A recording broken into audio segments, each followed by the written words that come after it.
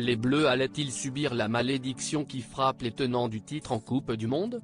Dans l'histoire du football, nombreuses sont les équipes à être tombées dès les matchs de groupe alors que quelques années plus tôt elles avaient été sacrées championnes du monde.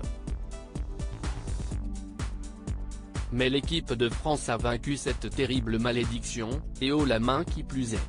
Samedi 26 novembre, les Bleus emmenés par leur sélectionneur Didier Deschamps avaient rendez-vous au stade 974 de Doha pour affronter le Danemark, une équipe connue pour sa combativité et qu'il ne fallait donc pas sous-estimer.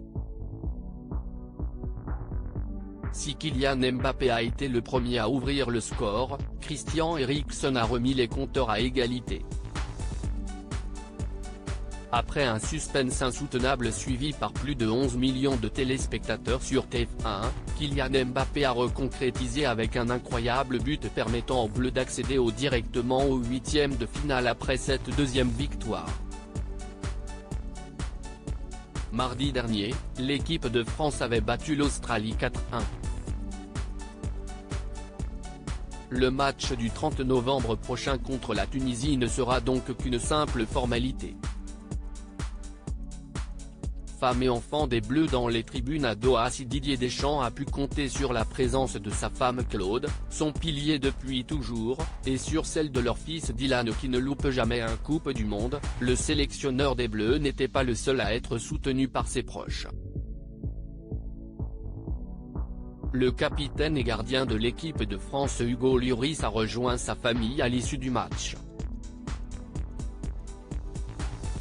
Sa femme Marine l'a félicité en partageant plusieurs baisers avec lui.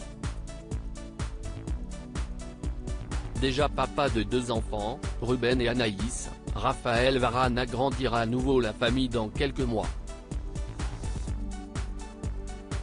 En effet, sa femme Camille est enceinte de leur 3e enfant, une heureuse nouvelle que le couple a officialisée il y a quelques semaines sur Instagram.